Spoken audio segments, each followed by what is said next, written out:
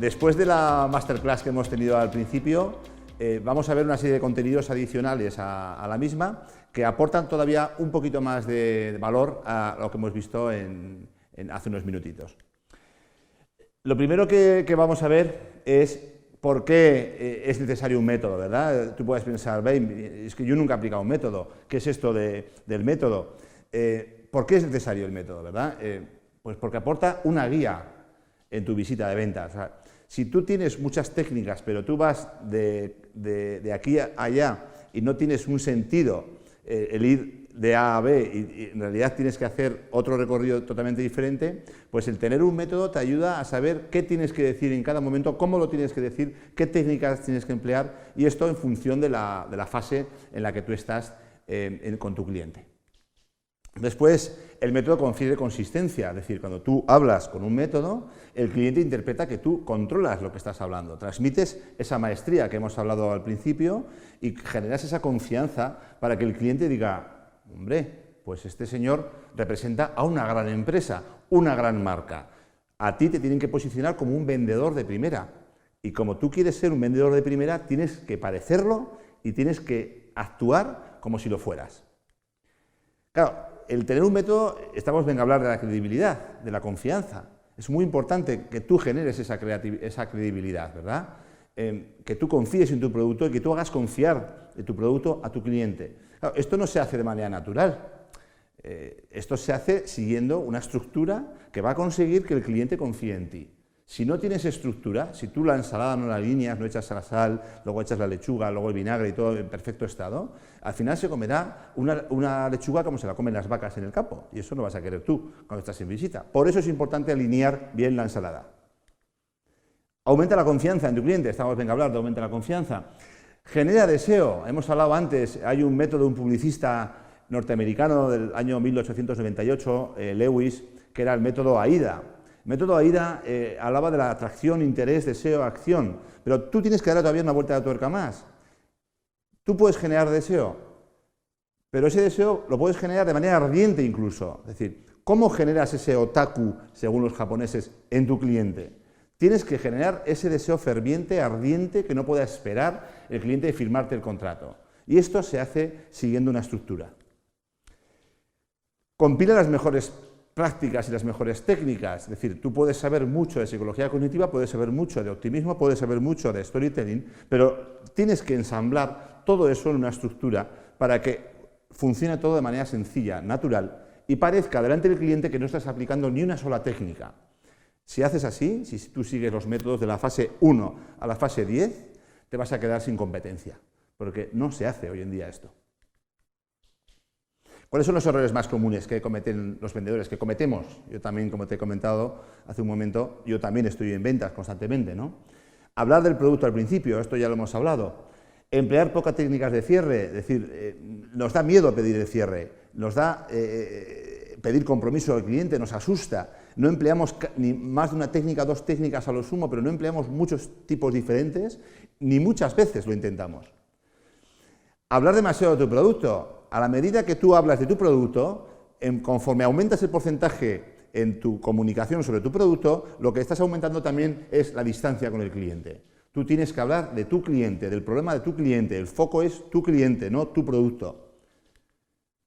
Hacen pocas preguntas. Claro, ¿cómo voy a posicionar yo una solución si yo no conozco al cliente? Si yo no conozco qué problemas tiene. ¿Cómo voy a recetar algo para el ojo si realmente tengo un esguince de tobillo? Como hablábamos antes con la venta consultiva.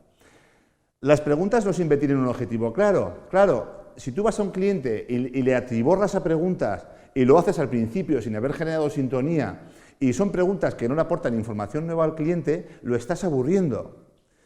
Le estás enfadando también. Con lo cual, no se trata de ponerle un flexo en el morro al cliente y hacerle una batería de 25 preguntas para que el cliente desconecte.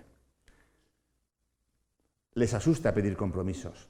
Esa es la diferencia entre un vendedor Nobel y un vendedor experto. El vendedor Nobel sale de la visita y dice, qué feliz estoy contento, me han tratado de maravilla. El vendedor experto consigue compromisos. Cuando se le pregunta al vendedor Nobel después de la visita, oye, ¿qué tal?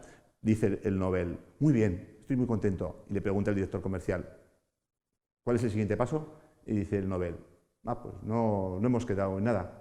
El experto pide un compromiso, no le da miedo a pedir el compromiso las veces que hagan falta hasta que consiga el siguiente paso. No descubren información nueva al cliente, es decir, le hacen preguntas que el cliente sabe responder. La clave está en hacer preguntas que el cliente no sepa responder, que esas preguntas ataquen directamente a lo que el cliente le pica, le duele. ¿Cuál es ese punto de dolor? Nosotros tenemos que ser expertos en generar ese picor, que como he contado al principio es el síntoma de algo subyacente, un mal subyacente que nosotros hemos venido a solucionarle. No invierten tiempo en generar sintonía, es decir, la gente empieza sin anestesia a hablar de su producto, que hemos hablado al principio. Hay que generar rapport con el cliente, hay que generar rapport, se puede generar con la respiración, se puede generar con la postura, con el tono, con la velocidad, con los gestos, se puede generar con la personalidad, se puede generar de muchas maneras, ¿bien? Pero los vendedores no invierten tiempo en esta fase y es muy importante. Yo cuando empecé en ventas, lo que más tiempo empecé a dedicar fue a esta fase. Más del 60% de mis visitas de ventas estaban enfocadas a generar sintonía. Si yo no generaba sintonía, nunca proseguía. Y creo que no me ha ido mal. Utilizar técnicas sueltas. Claro, tú puedes usar una aceituna por aquí, un poco de cebolla por allá, la ensalada sin aceite, con aceite, bien. Pero claro, si tú todas las técnicas las agrupas en un método, la verdad es que me da igual, ahora estamos hablando del mío, el que sea, te vas a quedar sin competencia. Hablan solo de características también, es decir, a mí no me importa lo que mide esa escalera, el material que está hecho, la dureza. A mí lo que me importa es cómo me vas a emocionar vendiéndome la escalera y qué voy a ganar yo al comprarte esa escalera. Sobre todo, centrarte en qué gana el cliente, qué beneficios gana el cliente. No se preparan las visitas. Claro, otra de las errores comunes, van a las visitas sin ton ni son, allá venga, a ver si sale el sol por Antequera, ¿vale? Pues no sale el sol por Antequera. Porque tú tienes que prepararte las visitas, tienes que saber quién te va a recibir, qué personalidad tiene que recibir, cómo le va a esa empresa, dónde invierte en su publicidad, las redes sociales, cómo las trabajan. Tienes que conocer al detalle a la empresa. Hablan poco pero no cuentan. Claro, venga a hablar. Resulta que cuando hablas empleas el 100% de los recursos cognitivos de tu cerebro y cuando escuchas solo el 20%. ¿Qué sucede cuando alguien habla? Que emplea el 100% de sus recursos hablando, con lo cual no está escuchando nada de lo que el cliente le está diciendo de manera no verbal, con lo cual no está recibiendo esa información que la va a poder utilizar para vender. Hay que hablar, pero solo lo justo. Pero claro, cuando hablas, tienes que contar historias, tienes que generar ese otaku a través de una historia que le lleve de viaje al cliente a donde tú quieres llevarle. Y tú vas a elegir a dónde le vas a llevar.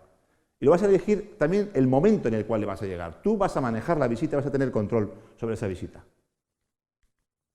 No construyen valor, construyen precio, no interpretan el lenguaje no verbal del cliente, no refrescan sus discursos, hacen siempre el mismo discurso de ventas. No combinan diferentes técnicas de cierre, no usan medios audiovisuales, claro. ¿Tú puedes hablar sin medios audiovisuales? Sí, puedes vender sin usar medios. ¿Qué sucede cuando usas medios? Bien, pues que el mensaje es más impactante. Pero también no nos vamos locos con los medios audiovisuales, porque también los mejores TEDs de la historia no usan PowerPoint, ni Prezi, ni nada. Son sin ningún tipo de medios y son los más efectivos. Con lo cual, el protagonista eres tú. En la visita, el protagonista eres tú y el medio lo utilizas como apoyo, nunca como sustitución de tu persona. No adaptan sus discursos, cuentan el mismo discurso para todos los departamentos de la empresa. Le da igual si van a visitar a marketing el mismo discurso, si van a visitar a producción el mismo discurso y van a visitar el día lunes. 5 visitas, hacen la misma visita en diferentes sectores. Con lo cual, adapta tu visita, tu discurso.